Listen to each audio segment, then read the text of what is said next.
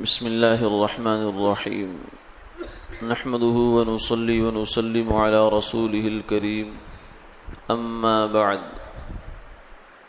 عن أبي هريرة رضي الله تعالى عنه قال قال رسول الله صلى الله عليه وسلم ثلاثة لا يكلمهم الله يوم القيامة ولا يزكيهم ولا ينظر إليهم ولهم عذاب أليم وذكر منها وعائل مستكبر أو كما قال عليه الصلاة والسلام۔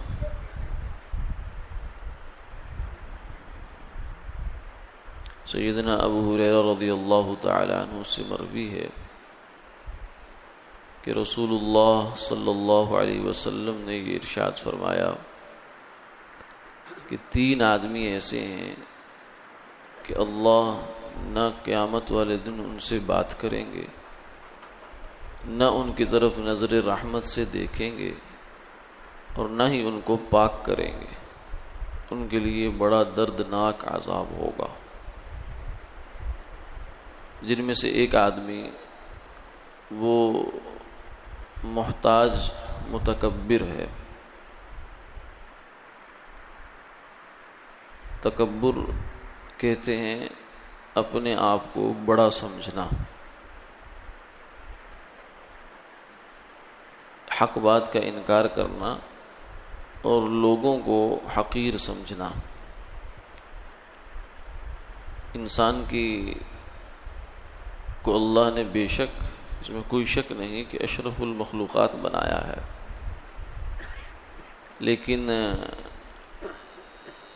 اسے خود اس بات کا اختیار نہیں ہے، نہ اس کو اجازت ہے کہ اپنے آپ کو اچھا سمجھے۔ اللہ کی نعمت کے شکر کے طور پر اظہار کرنا الگ بات ہے، لیکن اپنی کوئی خوبی اس کے پاس نہیں ہے۔ اس لیے عظمت اور بڑائی جو ہے وہ تو اللہ کی شان ہے۔ وَلَهُ الْكِبْرِيَاءُ فِي السَّمَاوَاتِ وَالْأَرْضِ، فرمایا اسی کی بڑائی ہے زمین میں بھی اور آسمانوں میں بھی۔ بندے کی کیا بڑائی ہے؟ اس لیے کہا نا کہ جو بندہ ہر روز بیت الخلاء میں جاتا ہے، اپنے ہاتھ سے گندگی صاف کرتا ہے استنجا کی صورت میں، اس کے اندر کیا بڑائی ہو سکتی ہے؟ ہر وقت جو ہے وہ جسم کے اندر کئی کلو گرام جو ہے وہ نجاستیں ہیں، رطوبتیں ہیں اور ایسی ویسی چیزیں ہیں، تو بندے میں کیا بڑائی؟ بڑائی تو رب کی شان ہے، جو کھانے سے پاک ہے، پینے سے پاک ہے، نجاست سے پاک ہے، میل کچیل سے پاک ہے، ہر چیز سے پاک ہے، سبحان ہے وہ۔ سبحان اللہ والحمد للہ ولا الہ الا اللہ واللہ اکبر۔ اللہ اکبر کا مطلب ہے کہ اللہ سب سے بڑا ہے، میں بڑا نہیں ہوں۔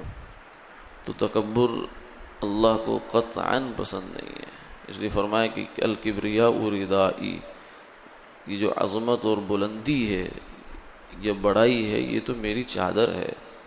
جو اس کو اپنی طرف کھینچنے کی کوشش کرے گا میں اس کو ذلیل کر دوں گا۔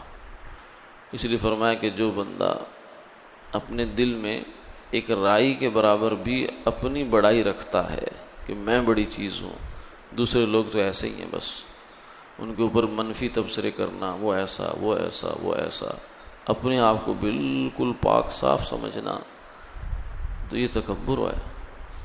فرمایا کہ جس شخص کے اندر ایک رائی کے برابر بھی یہ تکبر ہوگا وہ جنت میں داخل نہیں ہوگا جب تک اس کی صفائی نہ کروا لے۔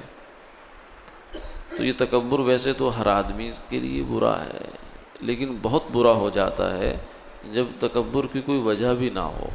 یعنی ایک آدمی نہ اس کے پاس مال ہے، نہ جمال ہے، نہ کمال ہے، نہ علم ہے، نہ زہد ہے، نہ تقوی ہے، کوئی بھی وجہ نہیں کہ جس کی وجہ سے آدمی کی کہ ہاں یہ تکبر کی کوئی بات بنتی ہے کسی نہ کسی درجے میں۔ محتاج آدمی، غریب آدمی، کسی اعتبار سے دنیا میں اس کا کوئی سٹیٹس ہے ہی نہیں، وہ پھر بھی تکبر کرتا ہے، تو یہ بندہ اللہ کو بہت ہی ناپسند ہو جاتا ہے۔ تکبر کرنے والا ویسے بھی ناپسند ہے، چاہے وہ بادشاہی کیوں نہ ہو، چاہے وہ بڑا عالم فاضل کیوں نہ ہو، چاہے بڑی قوم قبیلے سے تعلق رکھنے والا کیوں نہ ہو، پھر بھی ناپسند ہے، تو یہ تو اور ہی زیادہ ناپسند ہے کہ اس کے پاس تو کوئی وجہ ہی نہیں ہے اپنے آپ کو بڑا سمجھنے کی، تکبر کرنے کی. اس لیے اللہ کا جو غصہ ہے وہ اس پر بہت زیادہ ہو جاتا ہے کہ نہ اس سے بات ہوگی، نہ قیامت والے دن اس کی طرف نظر رحمت ہوگی، اور نہ ہی اس کو اللہ کی نظر سے کوئی پاکی حاصل ہوگی جس کی وجہ سے یہ براہ راست جنت میں داخل ہو جائے. ایسا آدمی بڑے خطرے میں ہے. اللہ تعالی حفاظت فرما. آمین آمین یا رب العالمین.